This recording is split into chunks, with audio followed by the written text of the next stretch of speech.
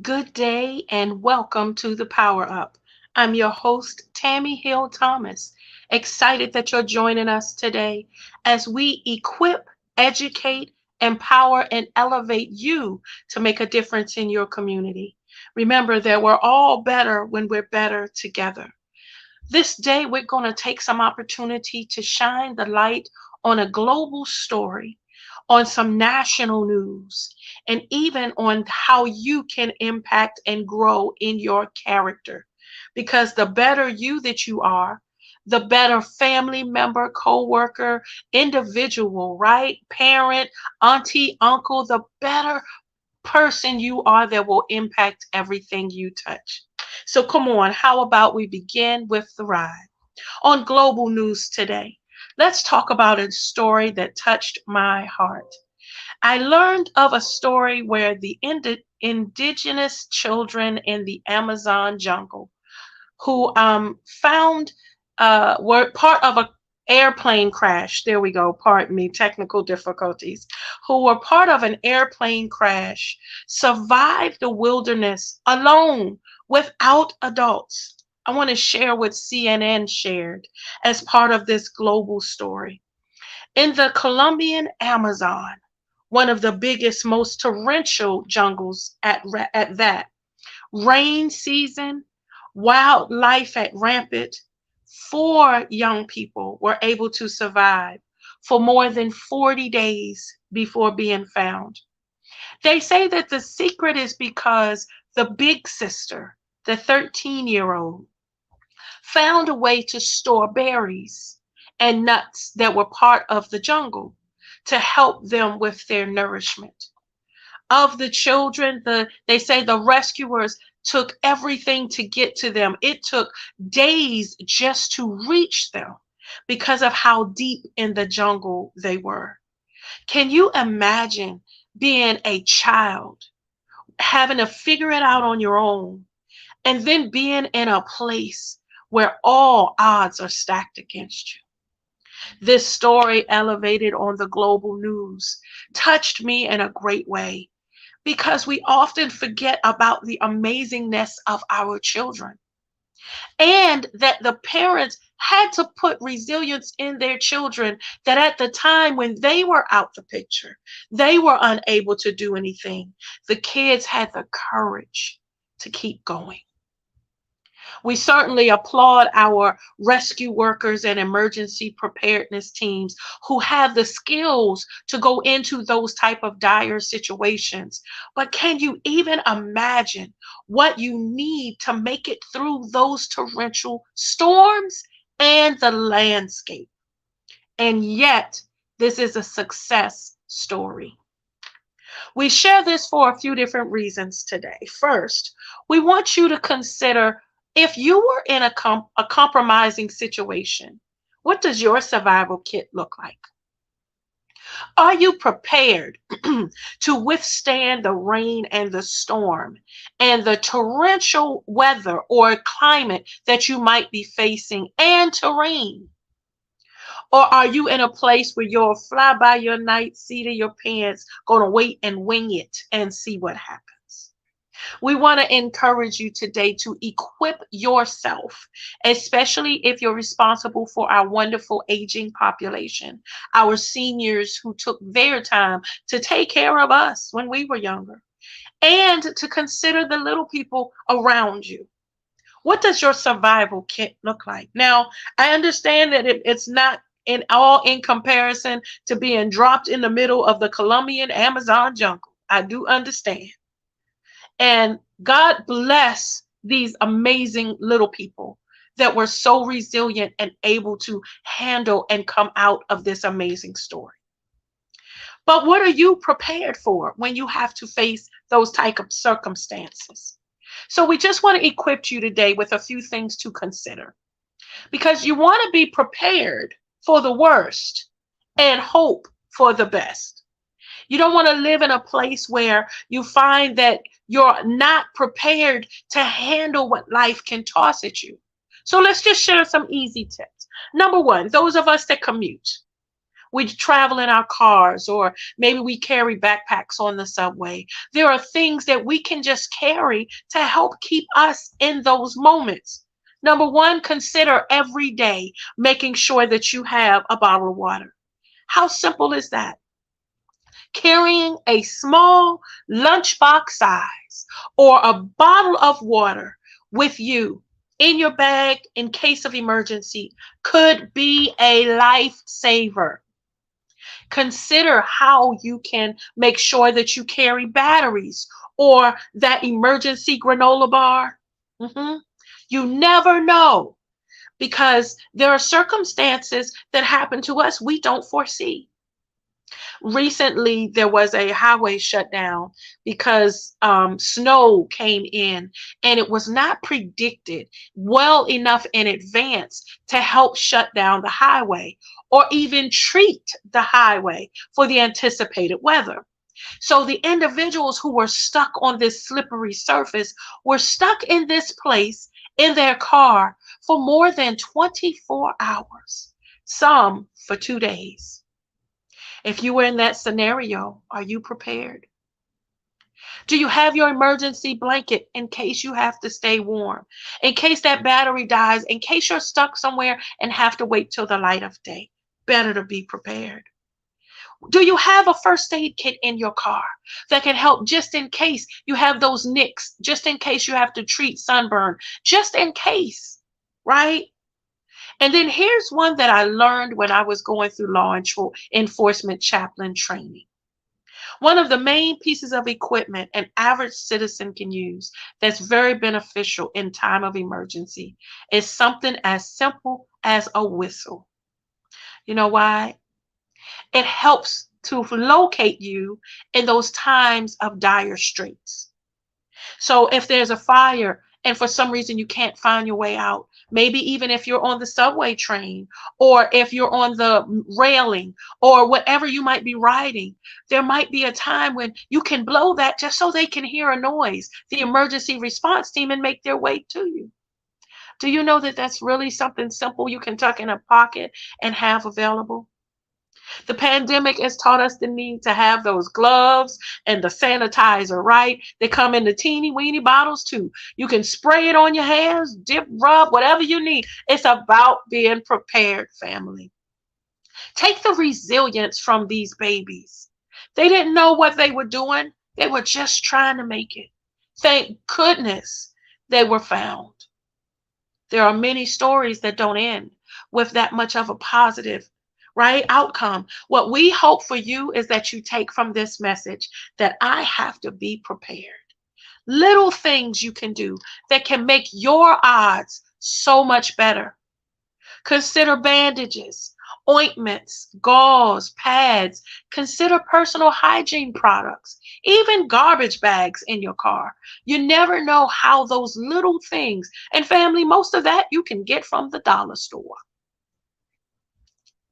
And you can get them in small enough sizes that they can all go in one backpack just to stay in the trunk.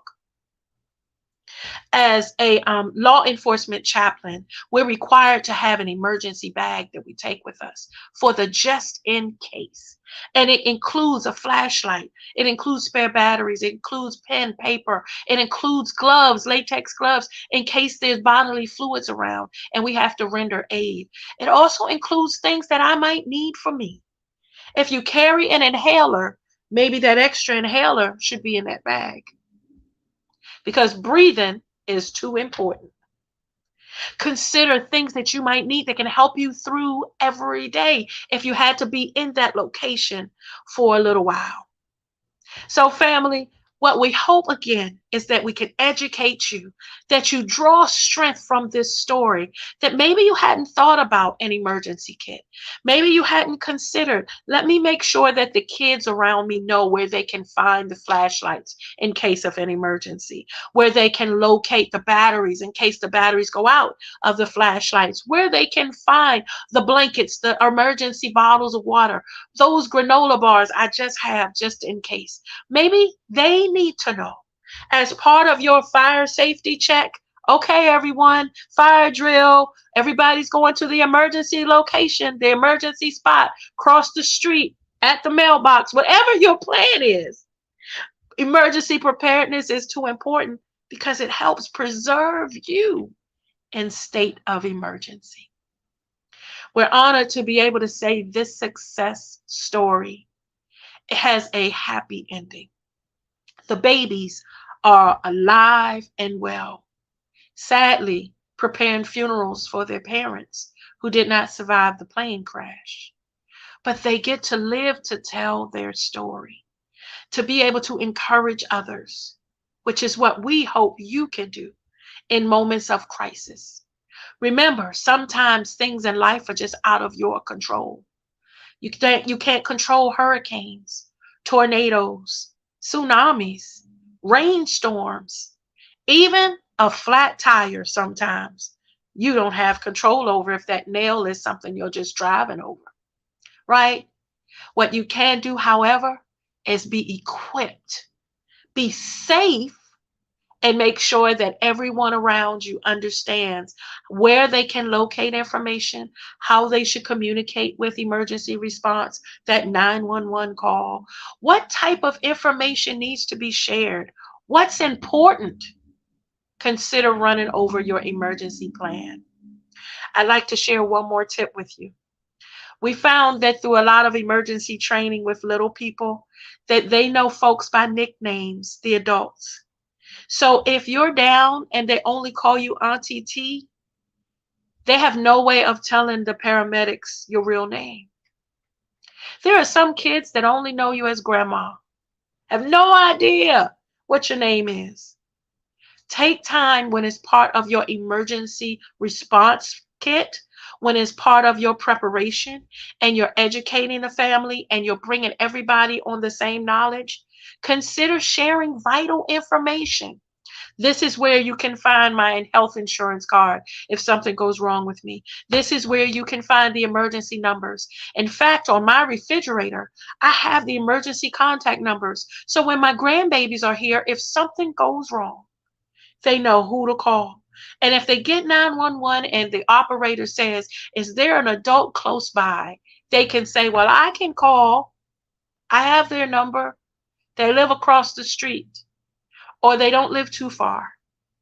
You know why? Because knowledge is power. Let's empower the generations to be resilient should they have to face an emergency or a crisis situation. Think about it this way.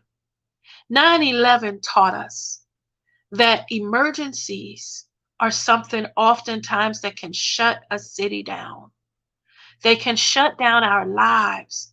And we're just left wondering for at least 24, 48 hours what happened and what we're supposed to be doing. But in that 24 and 48 hours, are you equipped to be still as strong, as healthy, and as safe? Is your family in a place where you all come out of this emergency better? Because it's not about the circumstances. It's how you handle the circumstances that makes you the better person, where you're ahead and still ready to win. Family, we hope sharing this story about these amazing babies, sharing the story and information about how you can be prepared will help you and your family to continue to be as amazing as you are. So we're going to continue this conversation with more information to equip and elevate you. Stay tuned. There's more after this. Hey everybody, this is Regina Hutt, the wellness practitioner on the Hey everybody, this is Regina.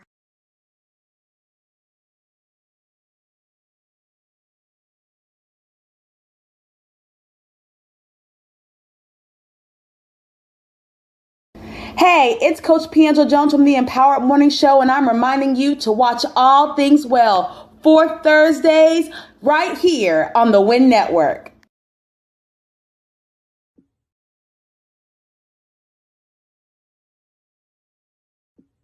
Hey everybody, this is Regina Hutt, the wellness practitioner on Empowered Mornings. We'd like to invite you every Wednesday night, 8 p.m., uniquely and gorgeous, to keep your mind locked and loaded on WIN Network. Good day, family. Welcome back to the ride. We're so glad to have you with the Power Up family today.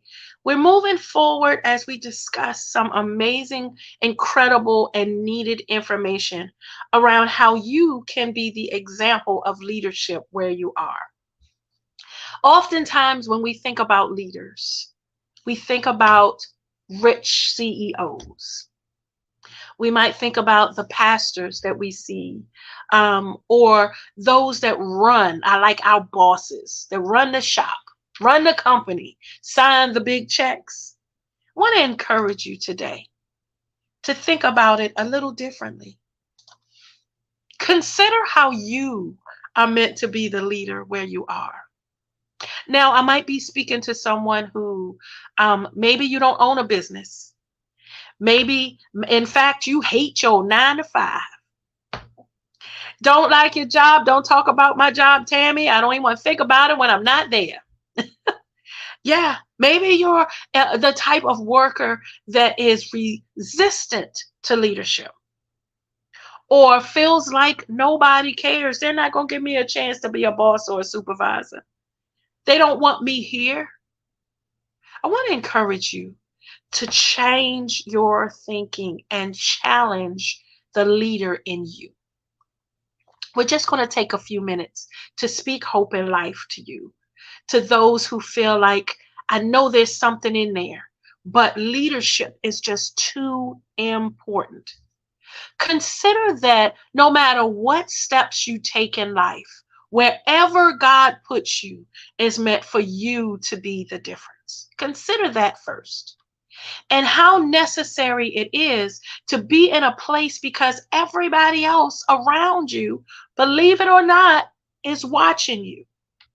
Now, sadly, some folks are watching you, waiting for you to fail. That's a true statement. But let the haters hate. There are too many more that are around you that are drawing from you. They're drawing that energy, that positive light.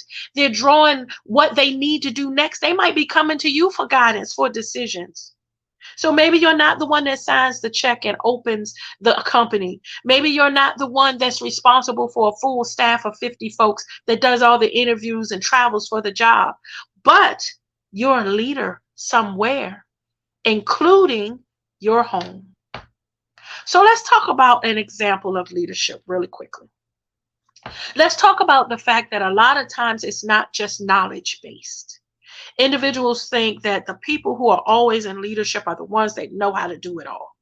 Can I tell you, I worked for a CEO once. She didn't even graduate high school, and she was running a $1 million company. The reason she did is she had the thought process that I don't need to know it all.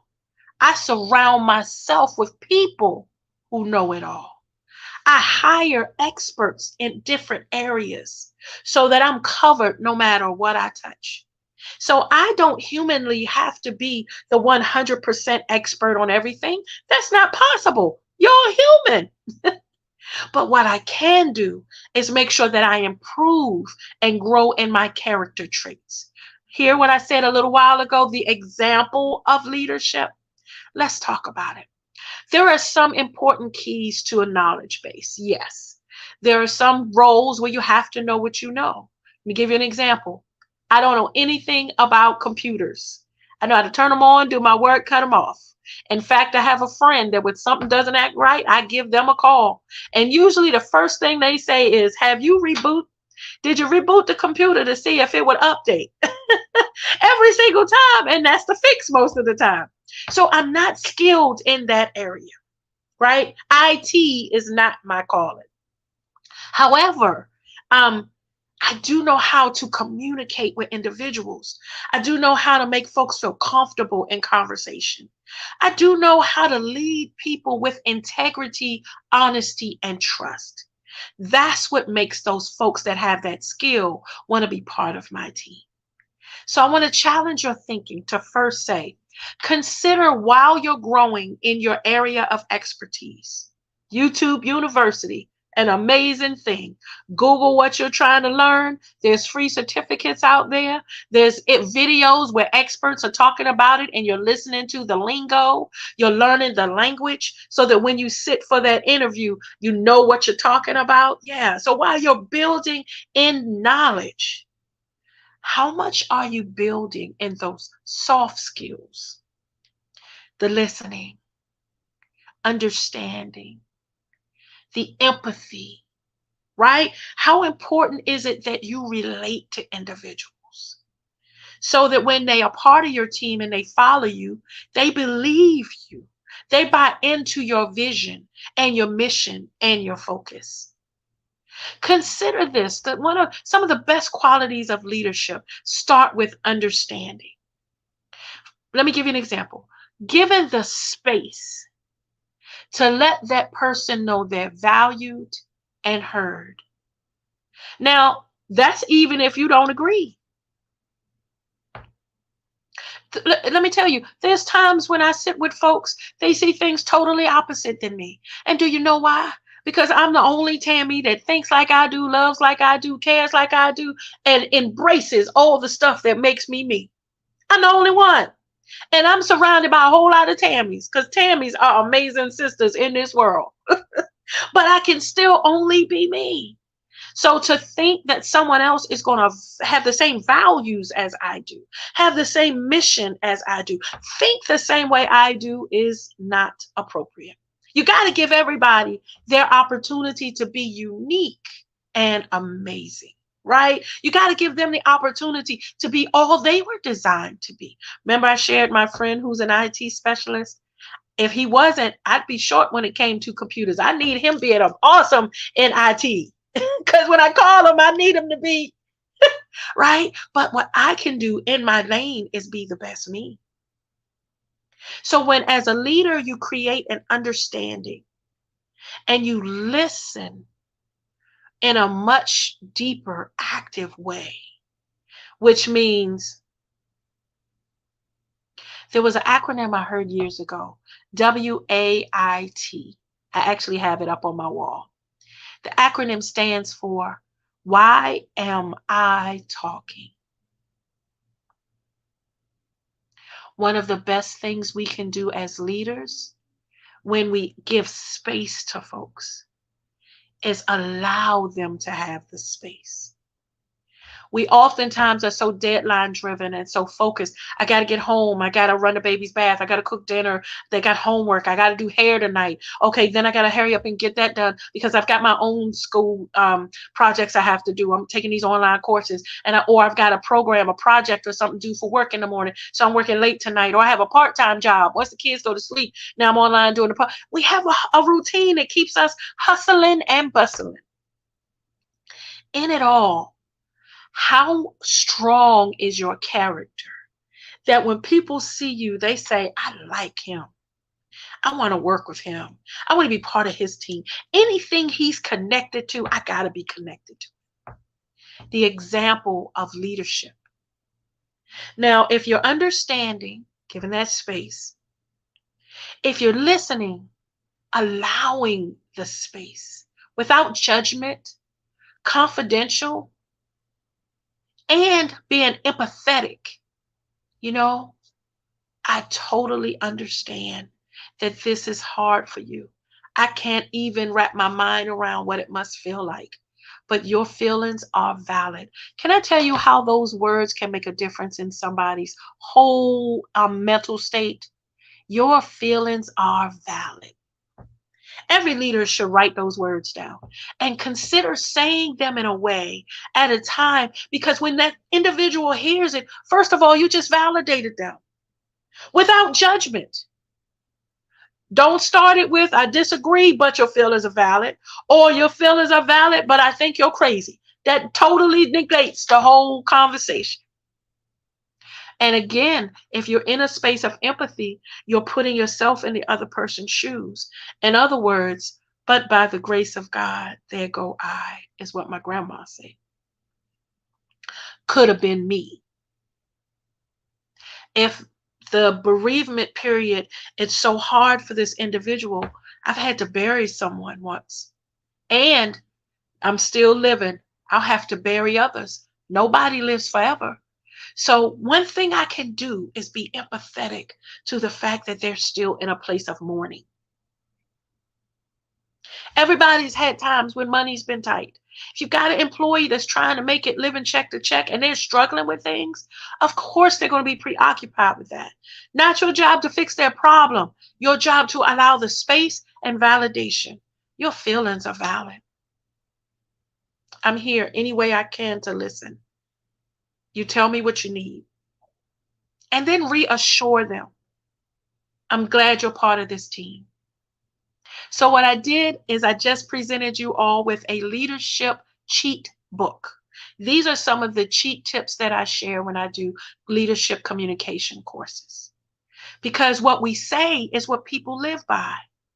Consider this. All the mandates that we get at work, all the mandates. We've got deadlines and we've got other stuff going on. And then you got stuff at home you bringing to work that's going on. And so do the 20 people that's around you, whether you're leading them or not. Everybody has lives. Everybody has stuff going on, right?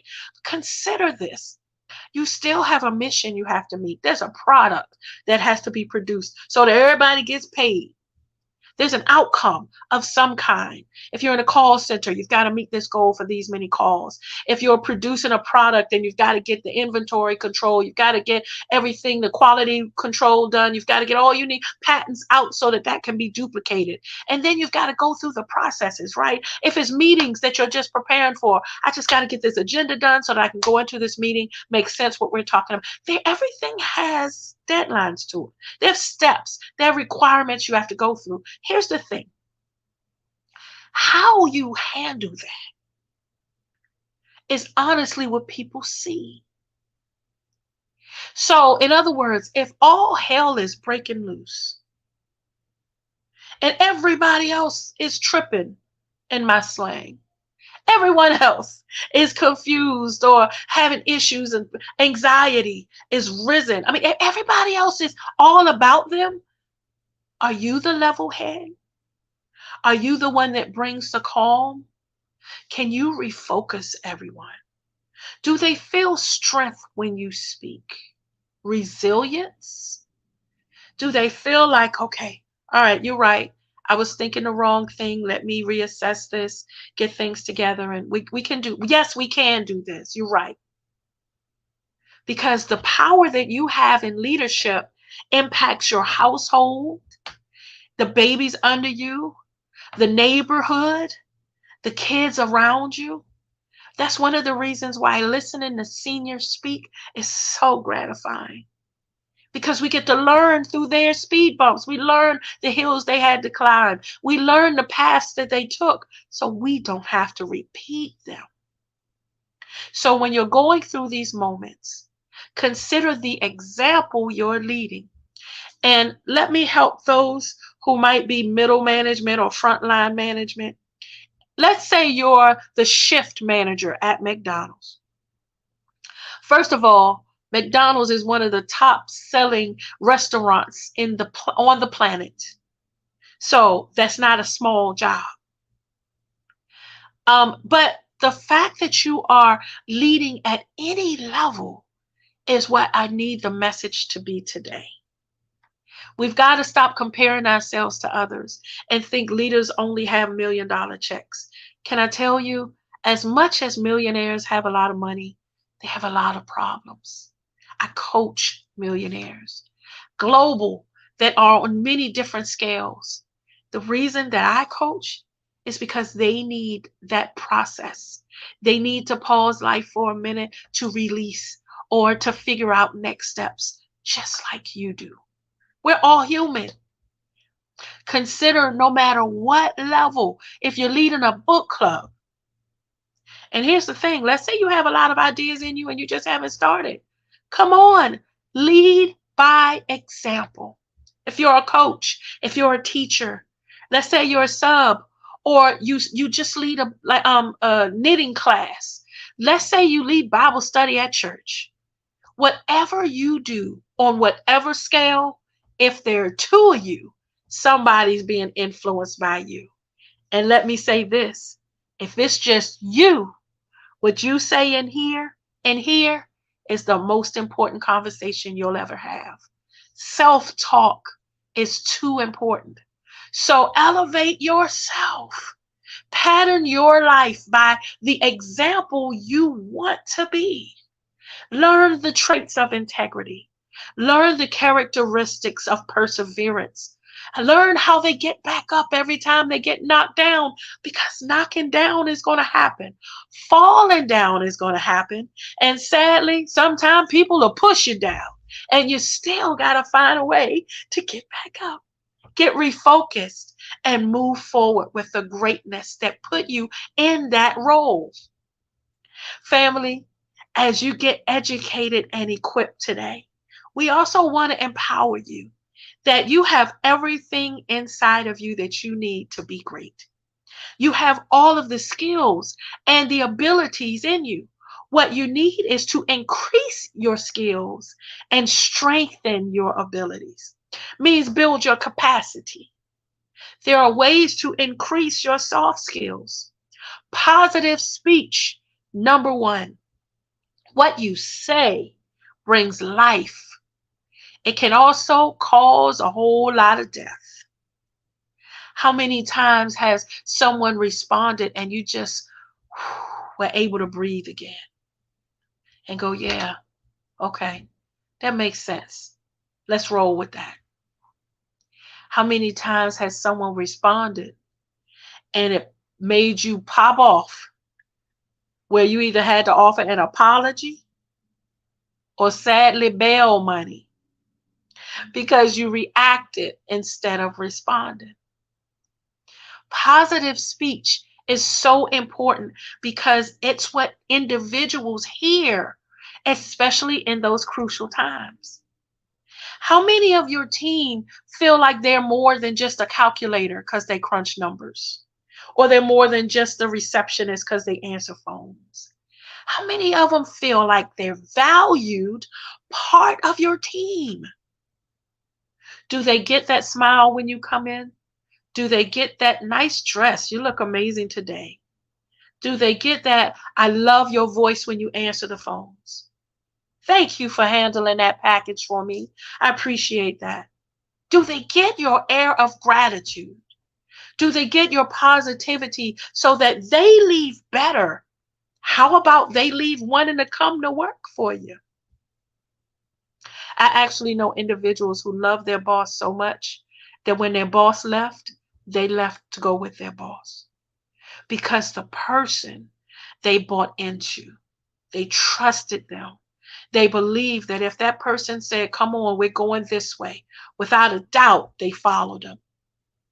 That there was such a strong trust factor in their body language, in their actual language, that it made them believe in the confidence they exemplify. The confidence that you show every day in your home. When you wake the babies up for school and say, oh, it's going to be a great day. Come on, let's go. No idea what the day has in store, but it's the seed you put into them. Do your best. Expand your cranium today while you're at school. Whatever you leave, whatever you speak to them is what they hold on to. So that when you become a grand and they're the parent, they're doing the same into their children. Same with the folks around us in our circle, on our jobs, in the church, you walk past, in the grocery store. I learned a long time ago the power of saying good morning and not expecting a response. For a long time, it used to really upset me. I took it personal. Didn't I tell you good morning? You can't punch your lips and say good morning back. Oh, let me tell you, I was in my feelings quite a few times. And then one day, a beautiful senior said, what are you expecting from people? Why are you giving something with an expectation? Why aren't you giving it freely just because it's you? I'm the light of the world. I believe that my job and my purpose here is to try to help somebody else. I don't believe that my purpose is every time I connect with somebody to drain from them. I do, however, believe that I am a pourer. I am somebody, I'm a plower, I'm a planter. I am somebody that can help, or I hope to be available to help. If I can't, I want to be available. But it all starts with what I believe, what I say, my mental state, how my body language is around other people, how I show that I got this together. Family, as you move into the example of leadership, again, not just at work. We put too much stake in our 9 to 5, right? And then when the 9 to 5 shuts down, we can't function. Can I purpose you to think a little differently? There's a saying that I say with my husband all the time. My husband and I, we have this thing where we say, we work hard, so we've got to play harder. Wasn't until I was mature and older when I understood what that meant, because folks around me who were balling, I thought, or who were traveling all the time or living well would always say, nope, going on a trip. Nope, I'm clocking out at 5. Nope, I want to put more time into my life. I'll see that job tomorrow. And I used to think there was a level of arrogance and honest disrespect. As I've matured, I've learned balance is important. I will gladly give my job what's needed because that's how I eat right now, while I'm building and enjoying life, while I'm planning my next trip, while I'm calling friends to see what we're doing the weekend, while I'm buying that good book I've always wanted to read and decided this weekend is just going to be me and this book, while I'm deciding what I'm going to do that makes me happy. You have the right to be happy, just like you see everyone else doing. The difference is remembering a few things. First, you've got to do it. You got to do the work. Your happiness relies on you. And when it comes to the work, just remember, folks are always watching you, whether it's the ones above you, beside you, or below you. Folks are always going to watch you in the community and what you do at home. Folks are going to copy what you're doing if it's good stuff, right? But if they're already watching you because they're talking about you, how about let them watch you win? Yes, sir. I've got that on my bathroom mirror on a big sticky. Watch me win. You're going to watch me anyway and hate. You're going to watch me anyway and draw your own conclusions about information that you are missing. You don't even know what you're talking about. But I have a choice. I can get up in arms and defensive and get an attitude, and now my pressure's up and I'm stressed. And how about you're welcome to think what you like? I'm going to enjoy being me and let you keep talking. Once you start walking in the happiness of you and understand that the characteristics that you show are important, you start enjoying this thing called life. Even in the dark times, you start enjoying the opportunities in front of you, even when it's hard. I'll share as a career coach, one thing that I shared with an executive yesterday when I was coaching them was they got a pink slip and they were not given 2 weeks notice. They were given, pack up, today is your last day. You can spend today packing up and go home whenever you want to. We'll give you 2 weeks severance. That's what they got after being more than 20 years on the job in that exact same desk doing that work. Now that's out of their control. They didn't see it coming, had no idea, didn't know what was going on. But in the moment of control, you have opportunity. Sometimes God will fire you because you won't move on your own. Sometimes God is going to try to tell you, why are you still doing this? You love cooking. How about go be a chef? Why are you over here being a janitor? Or vice versa. Maybe you're in the kitchen burning stuff, hate the job. You'd rather be working with kids in environmental services. Whatever it is that you long to do it because you enjoy it. And make sure that you remember that the soft skills, how you do things, is just as important as the knowledge of what you do. I'm going to say that again. the body language, the building trust, the positive speech, right? The making sure that you have empathy, how you make sure people feel validated, making that space of acknowledgement, respect, all of that is so much more important in a leader than I'm certified to do this one thing.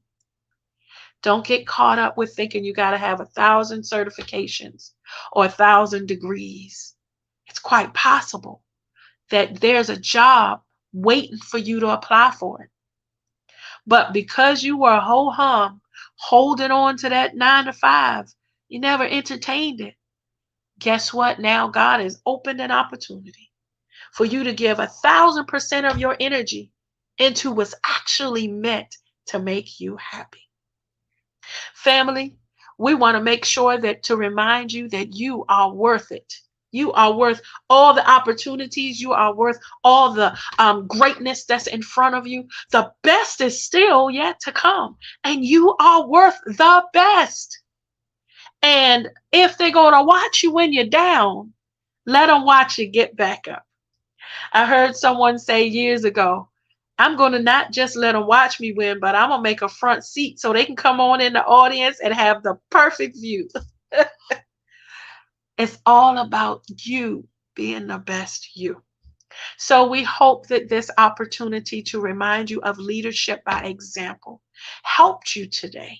Help to push you into that, a reminder that what I say is important. My positive demeanor is important. How I give space to folks is important. How I validate individuals is important because I want them to feel connected. I want them to feel appreciated. And most importantly, I want them to know that we can be in this together and serve the same mission. The best leaders are not dictators. They're not that big I person looking down on the crowd because we are in the cancel culture. Well, folks will leave in a second with you standing right up there thinking you somebody. What you want to do is maximize the moment and consider that whatever level you are, whether it's the front line, middle management, just leading a little club, whether it's thinking about new ideas on how I can propose this to different boards, or maybe I'm an advisor, or whatever you do, you are a born leader. So come on, family. We're going to elevate our leadership skills so that people trust, buy into what you're saying, and you get to enjoy the leadership journey. They're going to look at what you're doing, mimic what you're doing, but also grow from what you're doing, right? Let do earth be better. Let it all help us to grow better. Let it all help us to be better. Family, we hope this information was helpful just to remind you of the leader you are, as amazing as you are built to be. Please stay tuned. We're going to go into some more during our health front. There's more after this.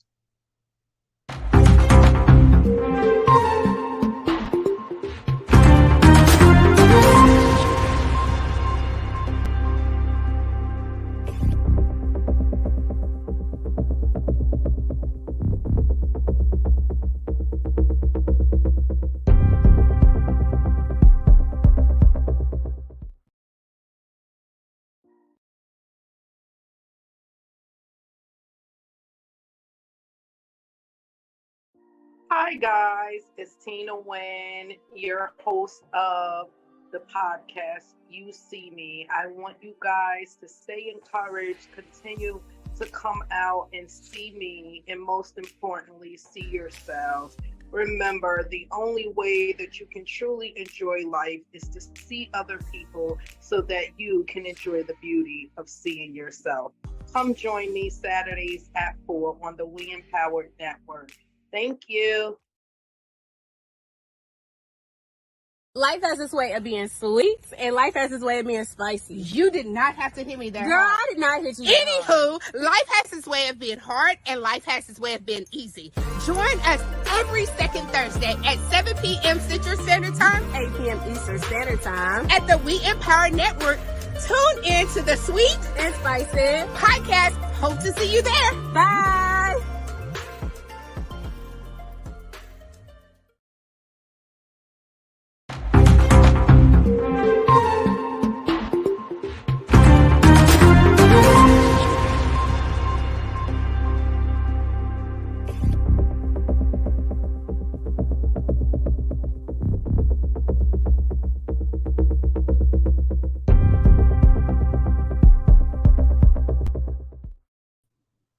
Welcome back, family, to the Power Up. I'm your host, Tammy. So glad you're joining me today. As we move forward into our wrap up of this show, we want to remind you of a few things. There are many opportunities that allow us to make a difference where we are. There are many that afford us instances and avenues and examples where we're the ones that have the power to influence change. I was reading through a lot of the global news, especially here in the United States over the last few weeks, and my heart ached something fierce because of the number of increased murder suicides that have been taking place. In other words, there are many family members that because one family member has a breakdown or a crisis, that they decide to then terminate their family members and turn it on themselves. If you Google, you will find that there have just been such an increase over the last few weeks in the United States alone.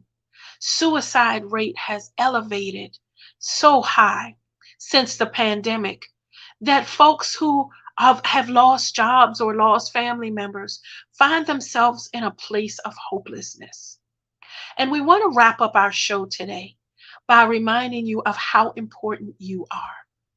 We want to pause all the news and all the information sharing to take a moment to let you know that we would rather hear your story than read about it in your obituary. We understand that sometimes life can give you circumstances that knock the very wind out of you. Yeah, we understand that sometimes it doesn't feel good, and there's absolutely nothing we can do when we're in many situations. We have deaths that are in such a high that the pandemic, COVID, has taken a lot of our families. Cancer is still prevalent. There are many different diseases. And the thing is, again, no one's meant to live forever.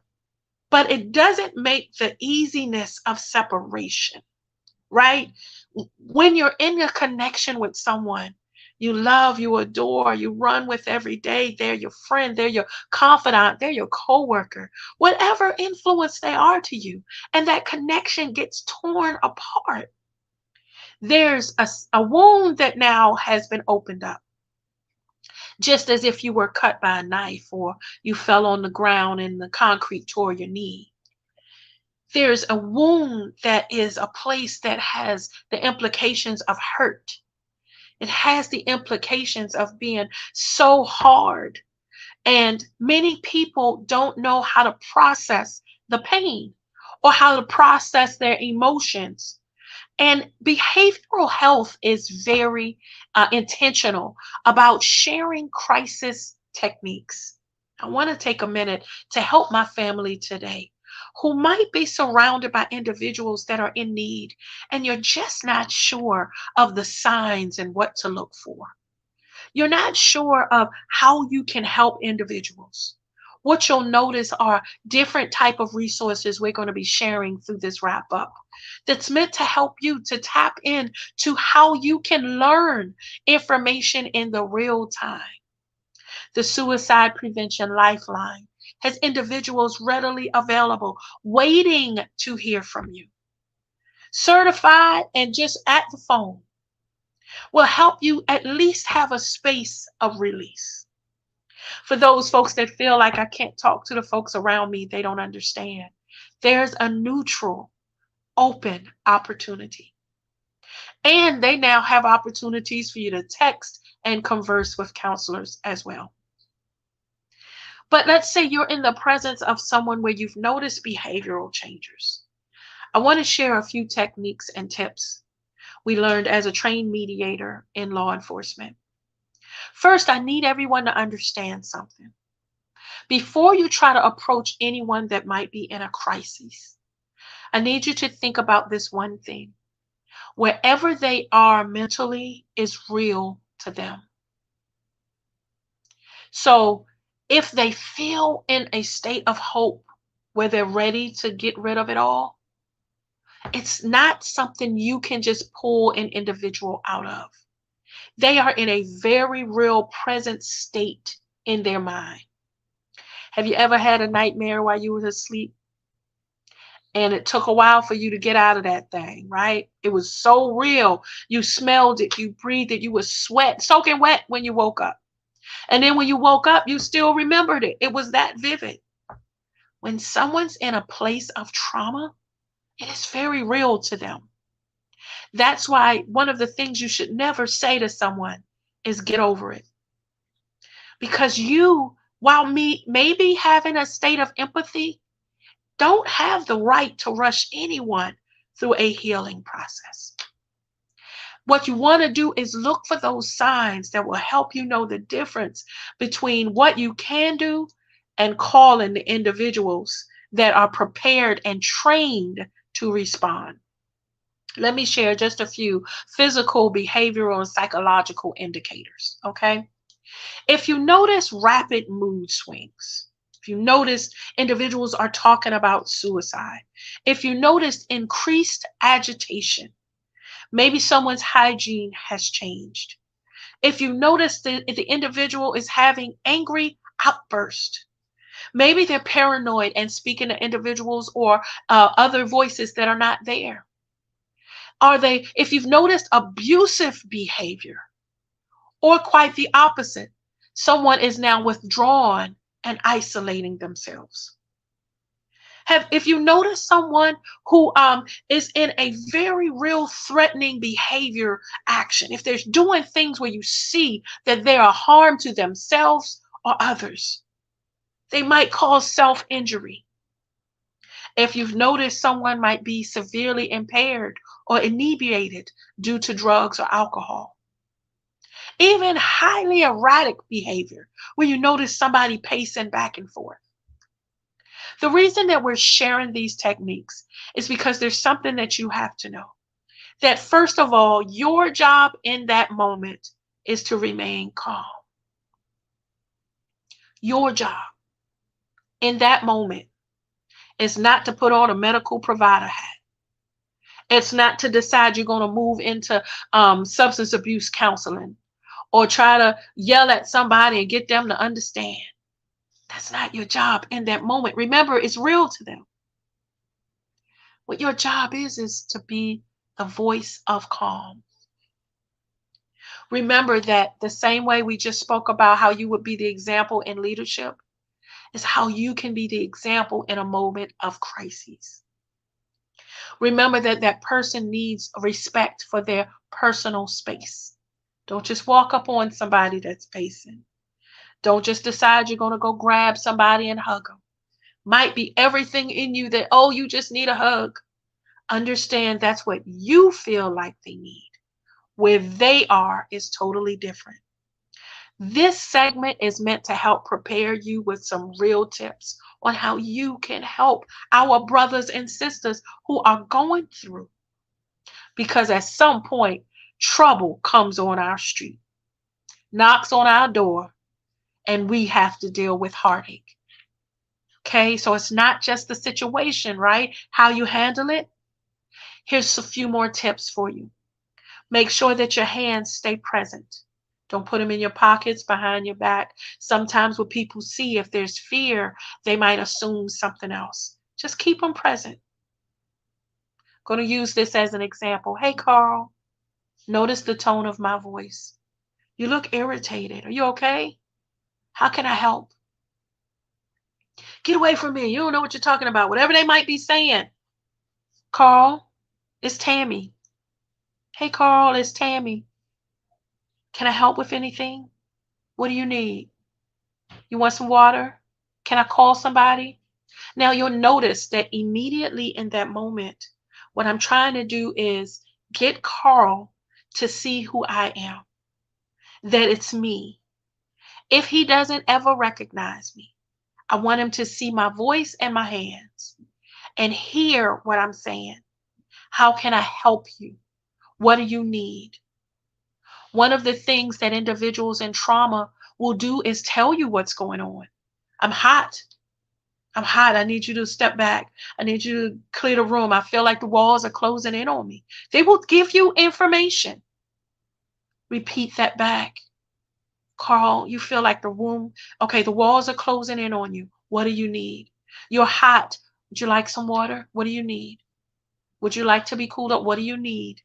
Give them that back. But one thing you will never do, you don't want to do is lie to them. Don't make them promises. I'm going to go get you this and I'm going to do that. And it's not about you in that moment. It's about being a help to them, our family, whether you know them or not. They are our blood, their skin. We are all one human race. And they're in a moment of crisis. Keep your distance. Keep your hands present. Be reassuring and calm.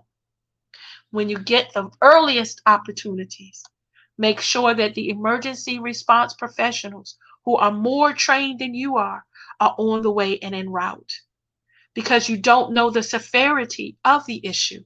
They might need medical attention that's on an ambulance that should be on the way. They might need transportation to a place where there's more that can help them. They might need something that you just are not prepared in that moment to be. So family, we wanted to wrap up today to remind our family, to remind the Power Up team, the crew, all that you are to us. First, that you matter. You matter to us. Your voice matters to the world. We need your gifts and your talents. Listen, just because somebody else can play the guitar doesn't mean we don't need the music that's inside of you. In fact, we need it now more than ever. Hate is on the rise. Family abuse is on the rise. Disagreements are on the rise. We need all that you have that can make this world a better place right now. We want you to know there is help available. Feel free to go to any of the resources that we shared, the Suicide Prevention Lifeline, the National Institute for Mental Health, SAMHSA, the Substance Abuse and Mental Health Association. There are many entities. You can Google help and they will pop up more than we could share in these next few minutes. But we want you to know that you're valued, the most important message. Leave here understanding your worth. And to those family members who just needed a little more edification, a little more education on what to do if I do find myself in a compromising situation, we hope that this was helpful, because it's best to be prepared for the just in case. I'm CPR certified. I hope to never have to use it. But if necessary, I sure rather be on somebody's chest trying to keep them alive and know how to do it. I want to be that individual that at least is prepared for the need. This show is totally meant to equip you, educate you, empower you, and then elevate you, because you are amazing. Family, thank you for joining the Power Up segment today. We hope that sharing the story of those amazing babies who made it out of the Amazon jungle and were so resilient helped you, as well as all the tips. We'll see you next time.